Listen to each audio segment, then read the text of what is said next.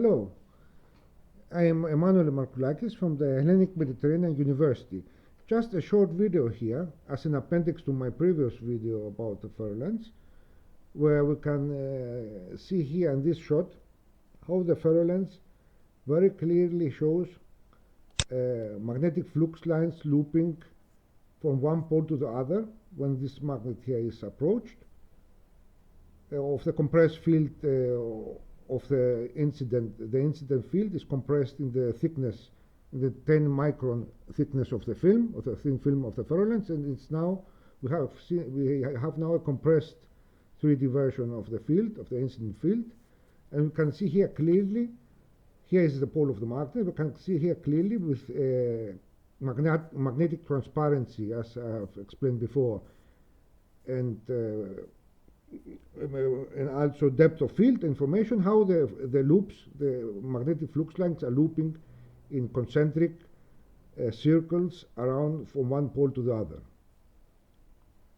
So here, what actually this here shows here, this picture, is we compare different angles of the incident magnetic field to the perspective view of the lens. So if we have the lens here, the magnet pole placed vertically on the surface, the axis of the magnetic pole placed vertically on the surface, we see this crisscrossing pattern, which is actually, as we have explained before, the compressed field, the external field on the thickness, inside the thickness of the thin film, which is compared analogous to a torus flux. You know the gadget.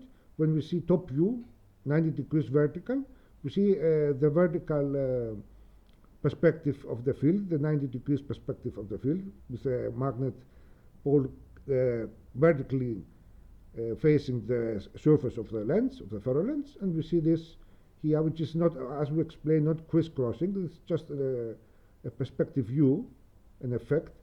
We know the magnetic fields, the lines are going in concentric circles around, and so is also the torus flux. The torus flux is concentric lines going around from one end to the other, but here is just they are not meeting the two loops here. It's just a visual effect, yes, a perspective effect.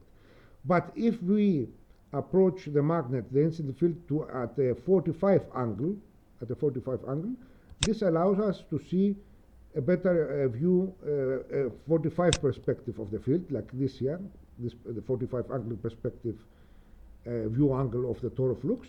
And now we can see clearly these loops going from one pole to the other, these concentric loops, concentric straight circle loops going from one pole to the other. But here, on this perspective, on this, when the magnet is, the field is incident 90 degrees to the surface, we get this crisscrossing effect here.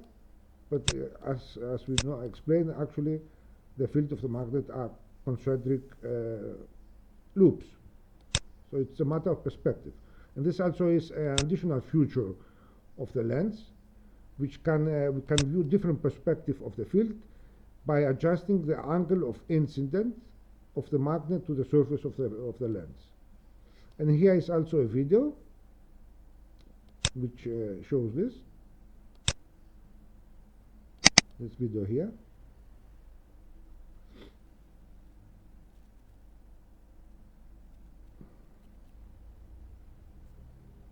So you can see here, when we stop the video, you can see here very clearly the concentric, here's the pole of the magnet, and you can see here the magnetic flux looping in concentric circles from one pole to the other.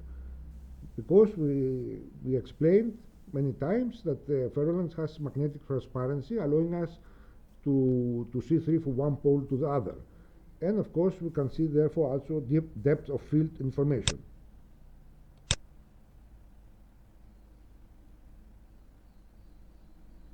Very clearly shown. And now when we place vertically the pole to the surface, we see this crisscrossing, which is not actually crisscrossing but overlapping in 3D space.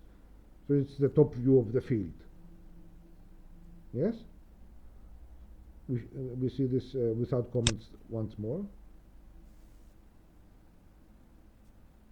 So here the angle is 45 degrees of the incident magnetic field. Now 90 degrees. So we get the top view. Okay?